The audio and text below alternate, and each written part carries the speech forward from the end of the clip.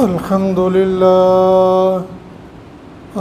لله الذي هدانا لهذا وما كنا لنهتدي لولا أن هدانا الله ونشهد أن لا إله إلا الله وحده لا شريك له ونشهد أن سيدنا سندنا شفيعنا حبيبنا مولانا محمد عبده ورسوله قال الله تبارك وتعالى في كلامه المبارك بعد أعوذ بالله من الشيطان الرجيم بسم الله الرحمن الرحيم وعد الله الذين آمنوا منكم وعملوا الصالحات ليستخلفنهم في الأرض كما استخلف الذين من قبلهم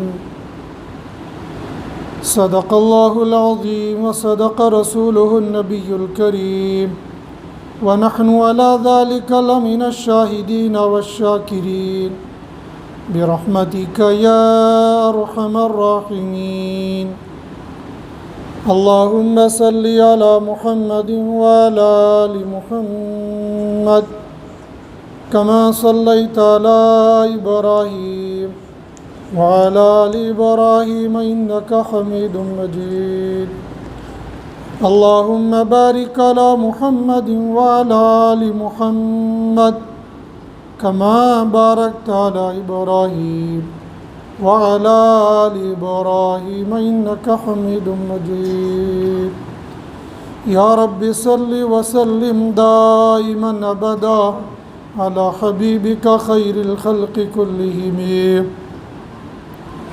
يا رب صل وسلم دائما أبدا على حبيبك خير الخلق كلهم يا رب صل وسلم دائما أبدا على حبيبك خير الخلق كلهم بھائیو، بزرگوں، دوستو، میرے ہم سفر نوجوان ساتھیوں،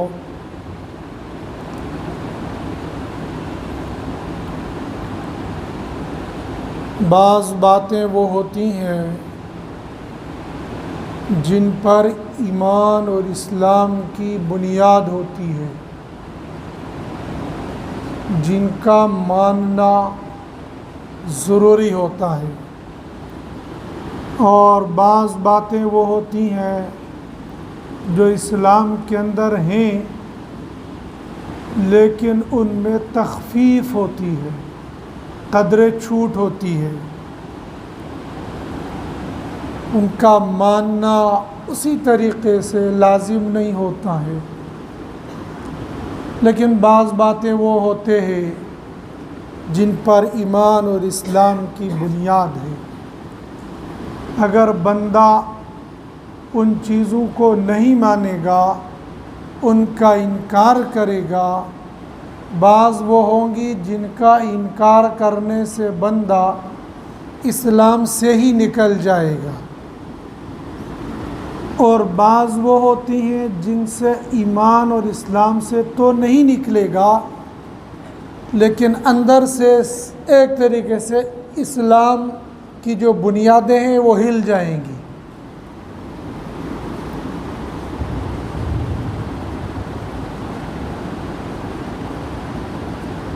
بعض دفعہ ایمان والا یہ کہتا ہے اسلام اتنا کمزور تھوڑی ہے کہ یہ کرنے سے بندہ مسلمان نہیں رہے گا۔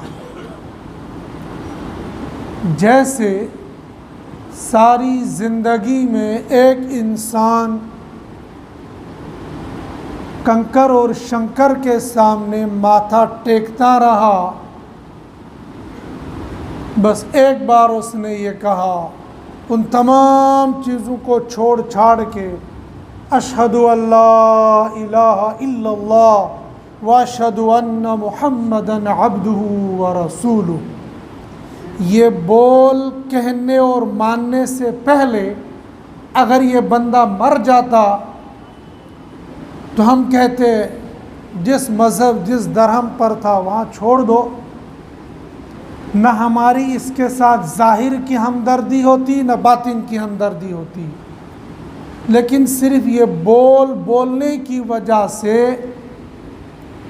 ہم اس کے کفن کا انتظام کریں گے، دفن کا انتظام کریں گے، مسلمانوں کے قبرستان میں دفنائیں گے۔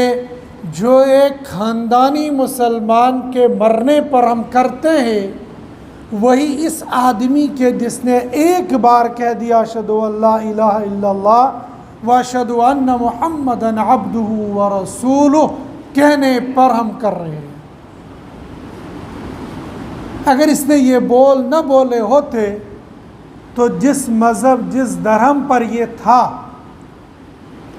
اگر اس مذہب اور اس درہم کی رسومات کو ادا کرتے ہوئے کوئی مسلمان شامل ہوتا، مفتی صاحب اس کو فتویٰ دیتے، یہ جو شامل ہو گیا اس کا شامل ہونا بھی اس کے اسلام کے لیے خطرہ بن گیا، حتیٰ کہ بعض کام کرنے سے نکل گیا۔ جیسے یہ بولنے سے داخل ہو گیا، ایسے ہی بندہ بعض باتیں بولنے کی وجہ سے اور بعض کام کرنے کی وجہ سے اسلام سے نکل جاتا ہے۔ تو بندہ آنے میں بھی بہت سہولت، جانے میں بھی بہت سہولت۔ سہولت کا مطلب بہت خطرہ۔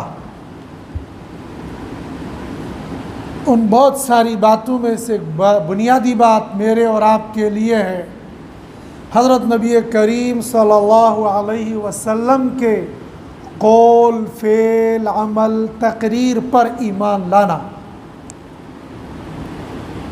آپ صلی اللہ علیہ وسلم نے کچھ بولا تو وہ تو ماننا ہی ماننا ہے، آپ نے کچھ کیا تو وہ تو ماننا ہی ماننا ہے۔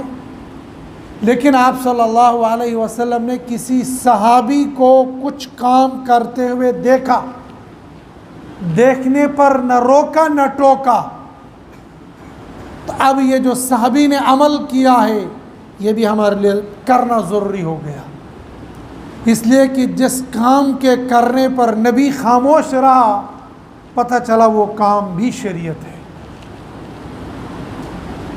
اسی طریقے سے صحابہ کرام پر یہ ایمان رکھنا کہ صحابہ کرام حق تھے، سچ تھے، صحیح تھے، حتیٰ کہ کسی صحابی سے اگر بھول چوک ہوئی ہے تو اس پر جمے نہیں ہے، فوراً توبہ کی ہے۔ لیکن ان میں سے نکلتے گزشتہ جمعہ کو بھی میں نے عرض کیا تھا کہ 4 بڑے صحابی ہیں جن کو ہم خلفائے راشدین کہتے ہیں، خلیفہ اربع کہتے ہیں۔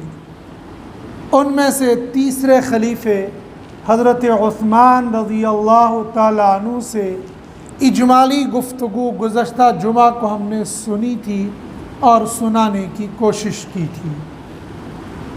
ممکن ہے ہمیں کچھ فائدہ ہوا ہوگا، کچھ باتیں ذہن میں رہی ہوں گی، یا کچھ جوانوں کے اندر یہ داعیہ یہ جذبہ پیدا ہو گیا ہوگا کہ ہمیں صحابہ کرام خاص طور پر خلفائے راشدین کی زندگی کو پڑھنا چاہیے۔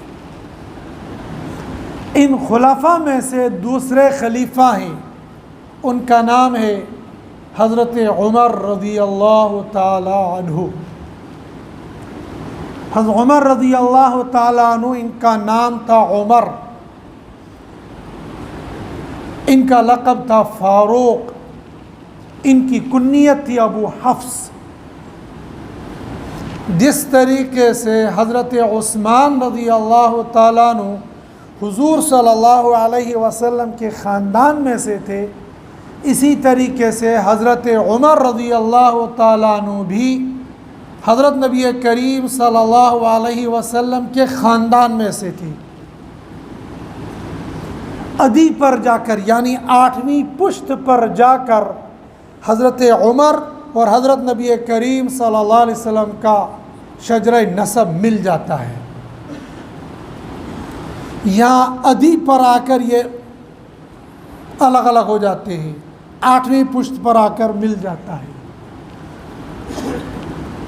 یقینی طور پر جو صفات جو اوصاف نبی صلی اللہ علیہ وسلم کے خاندان میں تھے، کچھ اسی طرح کے اوصاف حضرت عمر رضی اللہ تعالیٰ عنہ کے خاندان میں بھی پائے جاتے تھے، لیکن تقسیم کاری بھی دنیا کے نظام کو چلانے کے لیے ایک بہترین عمل ہے کہ کاموں کو تقسیم کر دو، یہ کام تمہارا، یہ کام تمہارا، یہ کام تمہارا۔ سمجھنے کے لیے حکومت الگ الگ ڈپارٹمنٹوں کے لیے الگ الگ وزیر بناتی ہے تاکہ یہ وزیر اپنے ڈپارٹمنٹ پر پوری توجہ دے کر اس ڈپارٹمنٹ کو مضبوط کرے۔ یہ جو مکہ والے تھے، مکہ میں رہنے والے خاندانوں میں تقسیم تھے، تو انہوں نے خاندانوں میں یہ کام تقسیم کیا تھا، تمہارا کام یہ، تمہارا کام یہ، تمہارا کام یہ، تمہارا کام یہ۔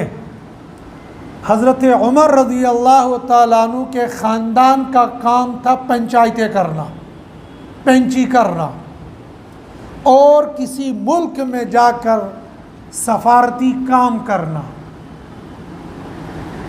اس لیے اور کاموں کے اندر یہ زیادہ شریک نہیں ہوا کرتے تھے، اور یہی چیز حضرت عمر رضی اللہ تعالیٰ عنہ کی زندگی میں بھی تھی۔ کون سی تاریخ کو پیدا ہوئے، کس جگہ پر پیدا ہوئے، یہ پردہ خفا میں ہے۔ جیسے حضرت عثمان رضی اللہ تعالیٰ عنہ کا ابتدائی دور یعنی پیدائش کی تاریخ و وقت، دن وغیرہ پردہ خفا میں تھا، ایسے ہی ان کا بھی۔ یقینی طور پر پیدا ہوئے ہیں مکہ المکرمہ میں۔ باپ کا نام خطاب تھا۔ کس جگہ پر پیدا ہوئے ہیں، دن کون سا تھا، واللہ اعلم، لیکن اتنی بات طے ہے کہ حضرت عمر رضی اللہ تعالیٰ عنہ کا مکان، یہ جو آج کا حرم ہے، اس حرم میں ایک عربی نے مجھے بتایا تھا، وہاں پر جہاں پر باب الفتح ہے، باب الفتح کے دائیں طرف میں حضرت عمر رضی اللہ تعالیٰ عنہ کا مکان تھا، اور ایک مولانا صاحب نے اتنی سی لکڑی دکھائی تھی، کہتے یہ اس زمانے کے حضرت عمر رضی اللہ تعالیٰ عنہ کے مکان کی لکڑی ہے۔ وہ فرما رہے تھے میں روزانہ سونے سے پہلے اس لکڑی کی زیارت کرتا ہوں، یہ کوئی بعید بھی نہیں ہے، اس لیے کہ صحابہ کرام نے حضرت نبی کریم صلی اللہ علیہ وسلم کی اداؤں کو محفوظ کیا تھا، تو جب یہ اکابر خلیفہ بنے کہ ان کی اداؤں کو، ان کی اطوار کو، ان کے افعال کو بھی صحابہ کرام نے محفوظ کیا۔ ممکن ہے وہ لکڑی کا ٹکڑا نسل بعد نسل پہنچ گیا ہوگا، جیسے موئے مبارک، دنیا کے بے شمار کونوں میں موئے مبارک پایا جاتا ہے، ہمارے وطن عزیز کشمیر کے اندر بھی پایا جاتا ہے۔ بہت سارے لوگ اعتراض کرتے صحیح نہیں ہے، لیکن ہم کہتے ہیں لا نصدق ولا نکذب، نہ تصدیق نہ تکذیب، غالب گمان یہ کہ صحیح ہے۔ اس کی دو وجہیں، صحیح ہونے کی دو وجہیں۔ ایک وجہ یہ کہ حجۃ الوداع کے موقع پر جب حضرت نبی کریم صلی اللہ علیہ وسلم نے حلق کروایا تھا تو بال مبارک صحابہ کے درمیان میں تقسیم ہو گئے تھے، تو صحابہ نے بال مبارک کو لیے تھے۔ چونکہ کشمیر کے اندر خاندان نبوت کے 700 افراد آئے تھے، اس لیے یقین غالب یہ ہے کہ یقیناً موئے مبارک لائے ہوں گے،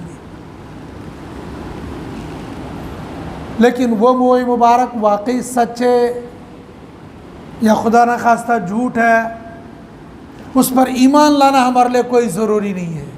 ممکن ہے صحیح بھی ہو، ممکن نہیں بھی ہو اگر ہم دیکھ لیں گے تو اچھی بات ہے، نہیں بھی ہو گیا تو کوئی مسئلہ نہیں ہے۔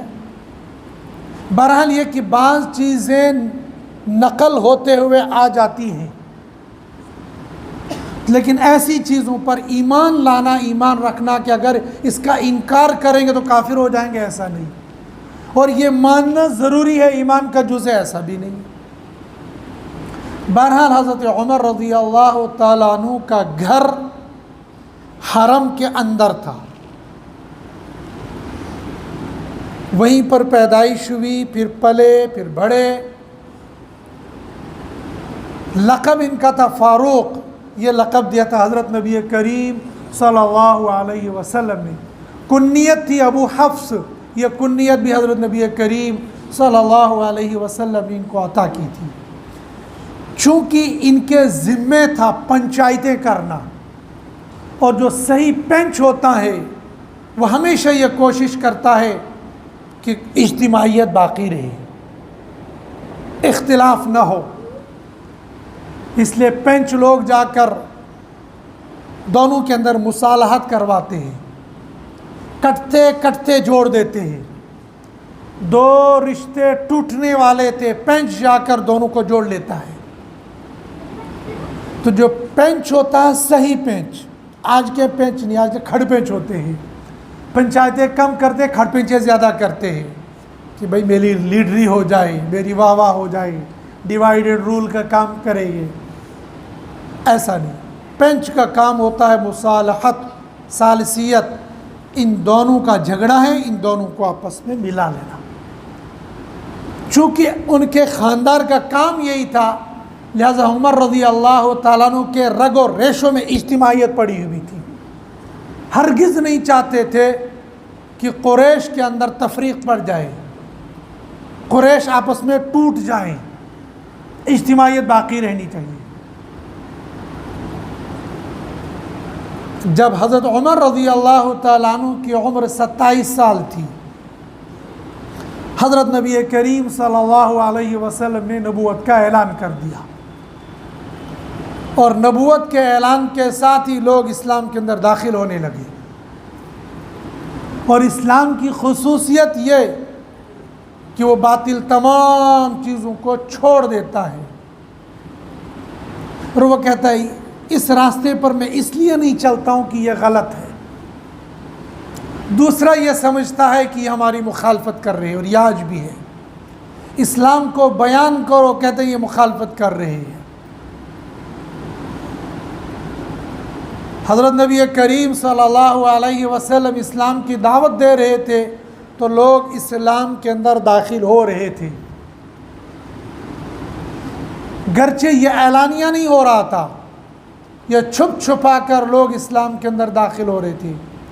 لیکن جو اسلام کے اندر داخل ہوتا تھا وہ بت پرستی کو چھوڑ دیتا تھا، اور وہ بت پرستی سے انکار کرتا تھا۔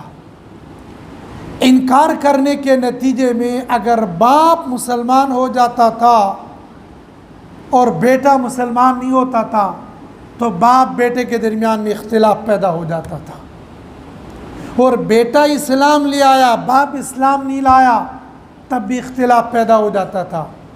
بیٹا سمجھاتا تھا ابا حضور جو تم کر رہے ہو یہ صحیح نہیں ہے، اور ابا حضور کہتے وجدنا آباءنا، ہم نے اپنے باپ دادا کو اسی پر پایا ہے لہذا ہم یہی کریں گے۔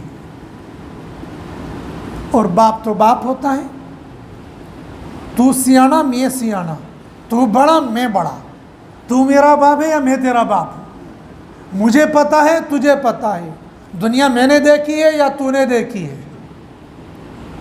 ٹھیک ہے، ابا حضور کی عمر زیادہ بھی، دنیا بھی زیادہ دیکھی ہوگی، لیکن یہ کوئی ضروری نہیں ہے کہ دماغ جو بیٹے کا چل رہا ویسے باپ کا دماغ بھی چلے گا، جیسا تیز ذہن بیٹے کا ویسا ہی باپ کا بھی ہوگا، ایسا کوئی ضروری نہیں ہے۔ جیسی سوجھ بوجھ بیٹے کی ہوگی ایسا ہی باپ کی ہو جائے گی، ایسا کوئی ضروری نہیں ہے۔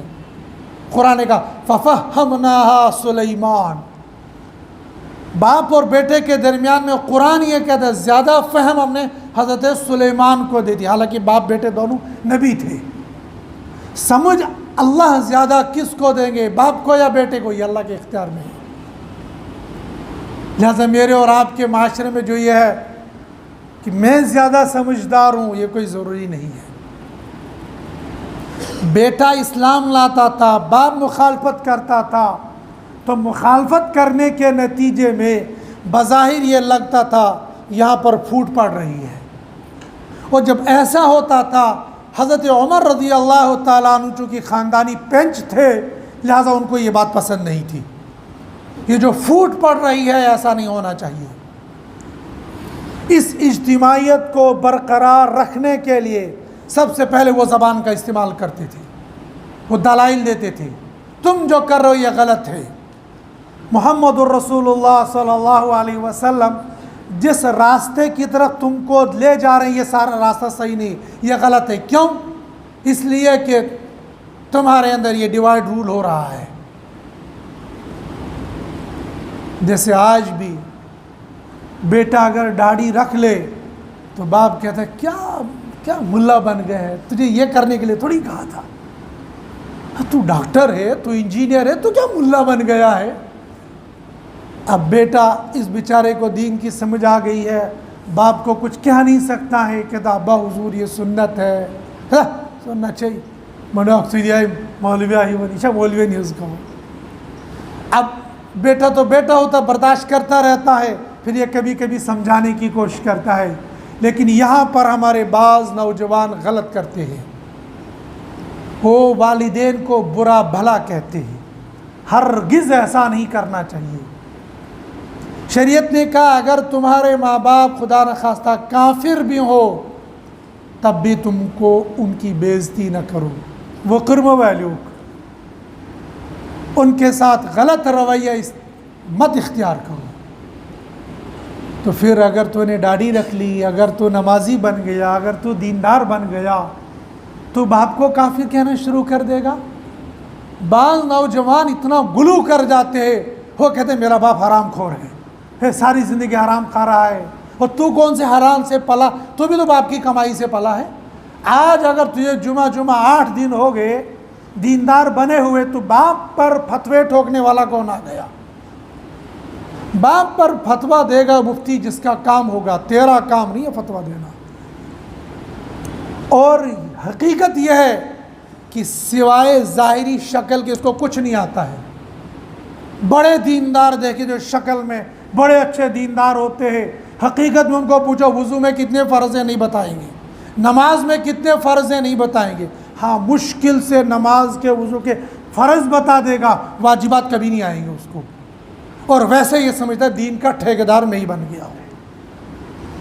ارے دین کی ٹھیکیداری کا ذمہ ان لوگوں نے نہیں لیا جو ساری زندگی دین کی خدمت کرتے کرتے گزر گئی۔ ہم جمعہ 8 دن ہو جاتے، نمازی بن جاتے، داڑھی لمبی ہو گئی، ٹوپی رکھ لی، کرتا پاجامہ پہن لیا، اور ہم یہ سمجھتے ہیں سب سے زیادہ دین کے ٹھیکیدار ہم ہی ہیں۔ ماں بھی کافر، باپ بھی کافر، بھائی بھی کافر، خاندان سارے گمراہ، بس صحیح تو صرف میں ہی ہوں۔ اور کبھی کبھی ایسا ممکن ہے جوانوں تم کنارے لگ گئے ہوں گے اور یہ داڑھی منڈا باپ تمہارا یہ جنت کے راستے پر چل گیا ہوگا۔ تمہیں داڑھی رکھ کر تکبر آ گیا اور یہ داڑھی کٹواتے ہوئے ندامت کے ساتھ، شرمندگی کے ساتھ اللہ کے حضور میں روتا رہا۔ ممکن ہے داڑھی کٹانا، میں کہتا ہوں ثواب نہیں ہے، گناہ ہے، بہت بڑا گناہ ہے، نماز پڑھتے پڑھتے بھی گناہ ملتا ہے، لیکن ممکن ہے اس نے ندامت کے آنسو بہا دی اور اللہ نے معاف کر دیا۔ اللہ کے یہاں کیا بعید ہے، اور ہم دینداری کے تکبر اور عجب میں آ کر ستیہ ناش کر دیں گے اور ہماری ساری عبادتوں کا جنازہ نکل جائے گا۔ حضرت عمر رضی اللہ تعالیٰ عنہ جب یہ دیکھتے تھے کہ یہاں گھر گھر میں لڑائی ہو رہی ہے تو وہ جلال میں آ کر پہلے ان کو سمجھاتے تھے، لیکن جب وہ سمجھتے نہیں تھے تو پھر دست درازی شروع کر دیتے تھے۔ دست درازی میں وہ پیچھے نہیں رہتے تھے، جس کا جو ہاتھ لگتا تھا وہ پٹائی، وہ درگت کرتے تھے، جو بن پڑتا تھا لہو لہان کر دیتے تھے، لیکن براہ راست شمع رسالت سے ٹکراتے نہیں تھے۔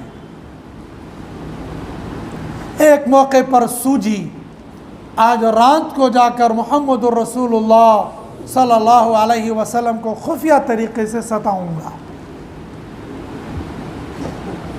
یہ نبوت کا رعب تھا۔ جب گھر کی طرف گئے تو پتہ چلا نبی علیہ السلام حرم کی طرف جا رہے ہیں تو پیچھے لگ گئے۔ حرم میں پہنچ کر حضرت نبی کریم صلی اللہ علیہ وسلم نے نماز کی نیت باندھ لی اور سورۃ الحاقہ کی تلاوت شروع کر دی۔ اب اسی سوچ میں تھے، کیا کہوں، کیا حملہ کروں، وہ کروں. جب قرآن پڑھا جانے لگا، الحاقۃ ما الحاقۃ وما ادراک ما الحاقۃ. ہم تو عجمی لوگ ہیں، ہماری طرف سے کوئی صحیح پڑھے، غلط پڑھے، کشمیری میں پڑھے، عربی میں پڑھے، ڈوگری میں پڑھے، گوجری میں پڑھے، جس زبان میں پڑھ لے، ہمیں کیا ہے. دبنا آواز شخص دلش کھنج کرن، اور وہ کبھی کبھی دلس نہیں، وہ قرآن کو کھنجے کر رہا ہوگا. اور اس زبان آہا مزہزا آج اسی امام صاحب کیا قرآن پڑھو اور کیا کہوں، الحمدللہ رب العالمین. طرز ایسا لگا دے بنا مزہز آؤ، اور اس نے الحمد میں ہی ستیہ ناس کر دیا. الحمد میں پہنچ کر ہی نماز کو فاسد کر دیا. اور اس زبان آز آؤ مز، اگر نماز پڑھی نماز گسی تدی پڑھی کیا تو بنا مز شیون. لیکن ادھر سے مزہ تو آ رہا ہے، لیکن ادھر سے قرآن پڑھتے پڑھتے نماز ختم ہو جاتی ہے. یہ قرآن کا پڑھنا، صحیح پڑھنا، یہ فرض عین ہے. غلط قرآن پڑھے گا نماز ختم، اپنی بھی اور جن کو پڑھائے گا ان کی بھی ختم ہو جائے گی. اللہ معاف کرے، بہت ساری جگہوں پر ایسا ہوتا ہے نماز فاسد ہو جاتی ہے، لیکن پتہ اس کو لگتا ہے جو قرآن جانتا ہوگا. عرب چونکہ عربی جانتے تھے، لہذا جو ہی ان کے سامنے قرآن پڑھا جاتا تھا کہ مناس واقعی دلس کھنج گا سن. تو پڑھتے پڑھتے جب اسی مست ہو گئے تو خیال آ گیا، ہاں واقعی لوگ کہتے ہیں کہ یہ شاعر ہے. تو پڑھتے پڑھتے انہو لقول رسول کریم وما هو بشاعر قلیلا ما تذکرون. یہ رسول شاعر نہیں ہے، تھوڑے سے سمجھتے ہیں. پھر کہنے کا اچھا شاعر نہیں تو کاہن ہے. قرآن نے کہا وما هو بکاہن تنزیل من رب العالمین. یہ کاہن بھی نہیں ہے، مجنون بھی نہیں ہے، رب کی طرف سے اترنے والا قرآن ہے. چل گئے یہاں سے. کچھ دن گزر گئے، مسلمانوں کی تعداد دن بدن بڑھ رہی تھی، لیکن تیزی کے ساتھ نہیں، بہت سست رفتاری کے ساتھ. 7 سال گزر گئے، مسلمانوں کی تعداد بہت تھوڑی، صرف 40 ہو گئی تھی. اس لیے کہ حضرت عمر خود 40ویں بندے تھے اور سن 7 نبوی میں اسلام لائے تھے. ایک دن جلال آ گیا، کہا کچھ سوچنا چاہیے. سارے لوگ اکٹھے ہو گئے، مشورہ ہو گیا، چلو نبی صلی اللہ علیہ وسلم کا اعوذ باللہ آج کام ہی تمام کر دیتے ہیں. اور یہ رائے دی تھی بدبخت لعین شیطان نے.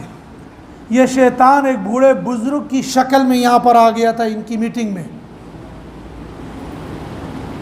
تو کون کرے گا؟ حضرت عمر نے کہا میں کروں گا، جلالی میں ہوں، پینچ میں ہوں، کھڑ پینچ میں ہوں، میں کروں گا یہ کام.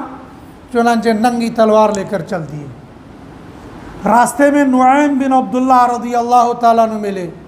عمر بڑے جلال میں دکھائی دے رہے ہو، کیا ارادہ ہے؟ کہ آج محمد صلی اللہ علیہ وسلم کا کام تمام کرنے جا رہا ہوں. تو کہنے لگے اچھا. نعیم نے کہا عمر کیا خیال ہے، کہیں بدلے میں قتل کر دیے گئے؟ حضرت نے کہا اچھا لگتا ہے تو بھی بے دین ہو گیا، لا پہلے تیرا ہی کام کر دوں.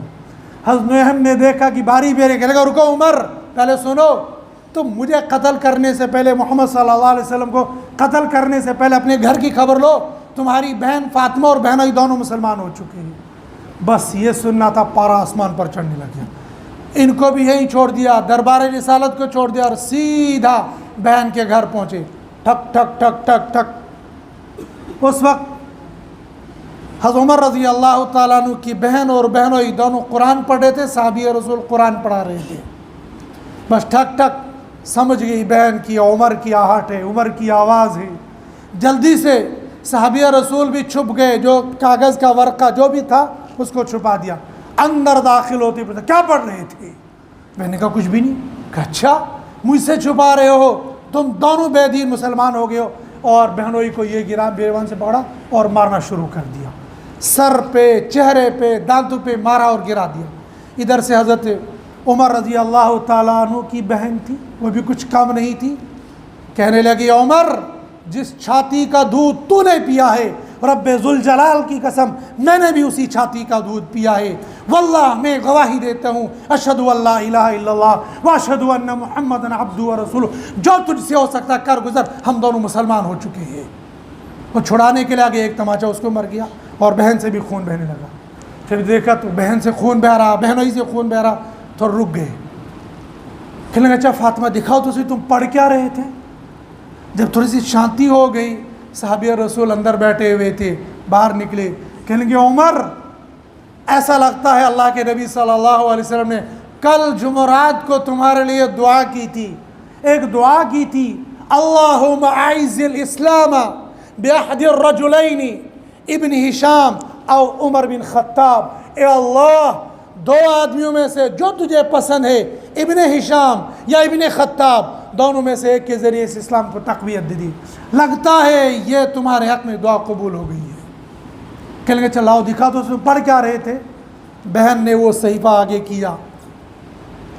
एक रिवायत के मुताबिक सूरह तौहा पढ़ने लगी, इन्ननी अनल्लाह ला इलाहा इल्ला अना फअबुदनी व अक़िमिस्सलात लिज़िक्री। जब इस आयत पर पहुँच गए तो भी इख्तियार करने लगे, अशहदु अल्ला इलाहा इल्लल्लाह व अशहदु अन्ना मुहम्मदन अब्दुहु व रसूलुहु।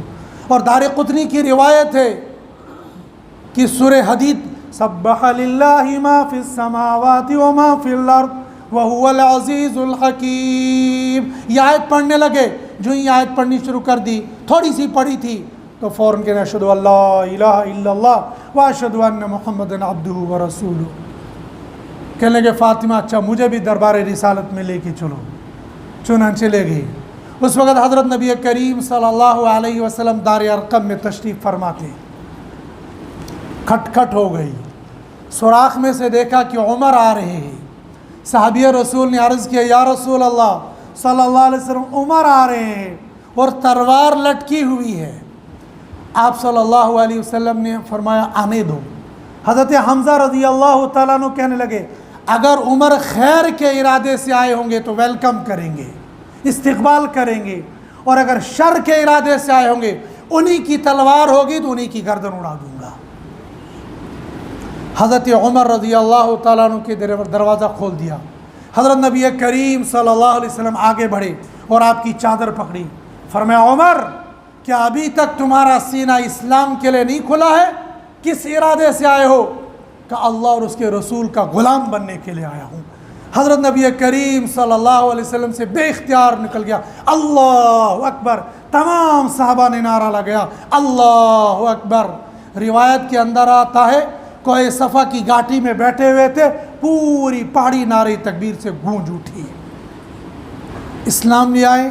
इस्लाम लाने के बाद फ़ौरन पहुँच गए मताफ़ के अंदर, और मताफ़ से पहले भी एक आदमी मिल गया, जमील बिन मामर। उसको कहने लगे जमील बिन मामर। बाज़ लोगों को ख़बरें पहुँचाने का शौक़ होता है। इस ज़माने के अंदर उस तरह की ख़बरें कम होती हैं और सोशल मीडिया की ख़बरें शेयर करने का बाज़ लोगों को नशा होता है। न आओ देखते न ताओ देखते, सही है गलत है क्या है, शेयर करना है, बहादुरी इसी में है। इस बात को, इस पोस्ट को शेयर करने से सवाब मिलेगा, गुनाह मिलेगा, फसाद फैलेगा, इंतशार होगा, इख्तिलाफ, या कुछ सोचे बगैर बस शेयर करेंगे। ला इलाहा इल्लल्लाह मुहम्मदुर रसूलुल्लाह सल्लल्लाहु अलैहि वसल्लम। जो बंदा इस कलमे को 10 लोगों को भेजेगा उसको 10 खुशियाँ मिलेंगी, और जो नहीं भेजेगा उसको 10 मुसीबतें आ जाएंगी। अल्लाह बिल्लाह। कहाँ से आ गया ये? तुम्हें उस नबी की कसम, जिस नबी की तुम उम्मती हो, तुम्हें उस नबी की कसम है मुहम्मदुर रसूलुल्लाह सल्लल्लाहु अलैहि वसल्लम, ये आगे 10 लोगों को फॉरवर्ड करूँ। जिन लोगों को खाने काबा से मोहब्बत है वही लोग इसको शेयर करेंगे, और जिनको बुग़्ज़ और हसद होगा वो शेयर नहीं करेंगे। क्या पागलपुण बन गया है। शेयर करने से कौन सा तुम्हें सवाब और न करने से कौन सा गुनाह मिलेगा। और अगर खुदा न खास्ता किसी बदनसीब ने कोई तौहीन की है तो उसको आगे चलाना सवाब का काम समझते हैं। ये नहीं कि भाई रोकेंगे, ये तो गुनाह के काम में तुम शामिल हो रहे हो। अगर इस बंदे ने गुनाह का काम किया है تم آگے بھیجتے رہو گے، جس کو بھیجو گے گناہ ملتا رہے گا۔ لیکن ہمارے نوجوان ساتھی تو بغیر سوچے سمجھے سب کچھ کر گزرتے ہیں۔ جمیل بن معمر بھی اسی طرح کا بندہ تھا، اس کو خبریں پہنچانے کا بڑا شوق تھا۔ جیسے آج کل میڈیا والے سب سے پہلے یہ خبر ہم تم کو پہنچا رہے ہیں، اور ان سے پہلے لاکھوں لوگوں نے پہنچائی ہوتی ہے، اور کہ سب سے پہلے ہم پہنچا رہے ہیں۔ جھوٹ بولنا بھی سیکھ لو، ان سے سیکھ لو۔ جمیل بن معمر کو خبریں پہنچانے کا بہت شوق تھا۔ کہا حضرت عمر رضی اللہ عنہ، جمیل تم کو لوگوں تک خبریں پہنچانے کا بڑا شوق ہے، سنو عمر اسلام لا چکا ہے، اسلام محمد الرسول اللہ صلی اللہ علیہ وسلم کا غلام بن چکا ہے۔ اس نے پوری بات سنی نہیں اور چادر کو گھسیٹتے بھاگ گیا اور اعلان کرتا چلا گیا، عمر بے دین ہو گیا، عمر مسلمان ہو گیا، عمر بے دین ہو گیا، عمر مسلمان ہو گیا۔ ادھر وہ اعلان کرتا جا رہا، ادھر حضرت عمر رضی اللہ تعالیٰ عنہ مطاف کے اندر پہنچ گئے اور اعلان کرنا شروع کرتے، سنو جس نے اپنے بچوں کو یتیم کرانا ہو، جس نے اپنی عورتوں کو بیوہ کرانا ہو، میدان میں آ کر عمر کو روک لے اسلام سے۔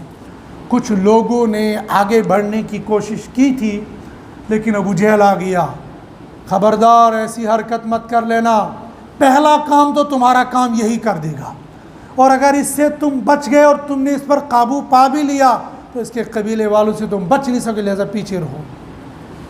بعض شرارتی ذہین بھی ہوتے ہیں، دماغ والے بھی ہوتے، شرارت ضرور تھی، جہالت کا یہ باب تھا، لیکن بعض موقع پر دماغ سے کام لیتا تھا، اس نے روک دیا۔ پھر آگے چل کر حضرت عمر رضی اللہ تعالیٰ عنہ کے ذریعے سے اسلام کو کتنے فائدے ہوئے اور کیا کیا کارنامے انجام دیے، انشاءاللہ اگلے جمعے کو اس موضوع کو پورا سمیٹ لیں گے۔ اس کے بعد پھر جو کہ محرم الحرام شروع ہونے والا ہے، اللہ پاک مجھے اور آپ کو سنت اور شریعت کے مطابق اپنی ساری زندگی گزارنے کی توفیق نصیب فرمائے۔ وآخر الدعوانا الحمد للہ رب العالمین۔